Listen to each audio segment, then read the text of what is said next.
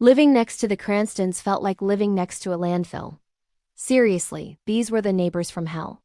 They treated our shared property line like their personal dumping ground. Old pizza boxes, half-eaten sandwiches, bags of who knows what, it all ended up tossed over the fence into my yard. And the food scraps they'd just leave out on their porch? It was a 5-star buffet for every raccoon in a 5-mile radius. My beautiful garden, the one I spent hours on every weekend, became a nightly battleground. I'd wake up to find my petunias dug up and my tomato plants ravaged. It was heartbreaking. I'm a reasonable person, so I tried the neighborly approach. The first time I walked over with a friendly smile. I said, "Hey, Mr. Cranston, I think some trash might have accidentally blown into my yard. And I've noticed a lot of raccoons lately because of the food left out. Could we maybe be a little more careful?"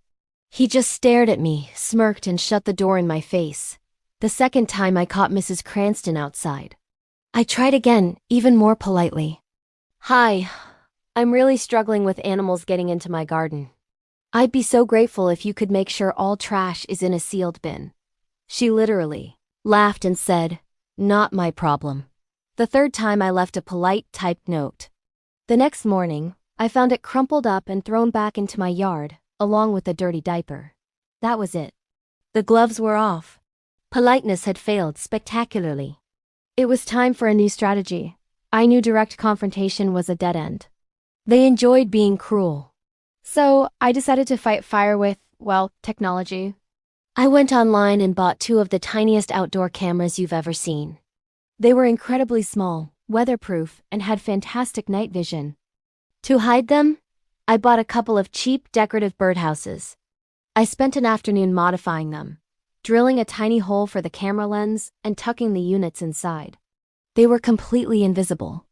I mounted one on a tree overlooking the fence line and another on the corner of my garage, giving me a perfect, overlapping view of their late-night activities. Then I waited. It didn't take long. Within the first week, I hit the jackpot. The footage was crystal clear. Around midnight, almost every night, Mr. Cranston would shuffle out in his pajamas, carrying a bag of trash, and just chuck it over the fence.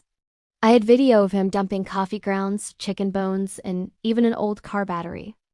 Mrs. Cranston was just as bad, tossing her fast food wrappers and whatever else she didn't feel like walking to the trash can. The cameras captured everything in glorious high definition. They were so arrogant, so sure no one was watching. They had no idea their reign of trash was being meticulously documented. After about a week, I had a mountain of evidence. I spent a Saturday morning editing it all together into a damning compilation video. I included date and timestamps for every single incident. It was undeniable proof of their systematic, deliberate dumping. I burned the video onto 3 separate DVDs. Then, I wrote 3 anonymous letters, explaining the situation from the perspective of a concerned neighbor. I detailed the health hazards, the pest problems, and the blatant disregard for community rules. I put one DVD in an envelope addressed to our homeowners association. Another went to the city sanitation department, and the final one went straight to the local police department's non-emergency line. I dropped all 3 into a public mailbox several towns over. My hands were clean. The waiting was the hardest part, but oh, was it worth it? About 2 weeks later, the first shoe dropped. A bright orange notice appeared on the Cranstons' front door from the HOA. I found out later it was a $1,500 fine for property misuse and creating a nuisance. A few days after that, a city truck pulled up, and an official in a crisp uniform had a very long, very stern conversation with them on their front lawn. They were served with a mandatory cleanup order. The grand finale was the following Saturday morning. The Cranstons were outside, by order of the city, armed with gloves and trash bags. They had to pick up every single piece of garbage they had ever thrown, not just in my yard, but all along the street. The whole neighborhood was out, drinking their coffee, pretending to garden, but really we were all watching. The looks on their faces, a perfect mix of humiliation and fury, were priceless. The best part? The shame was too much for them. A for sale sign went up a month later, and they were gone. Now my yard is spotless. My flowers are thriving. And the only thing I smell in the morning is fresh cut grass and sweet, sweet karma.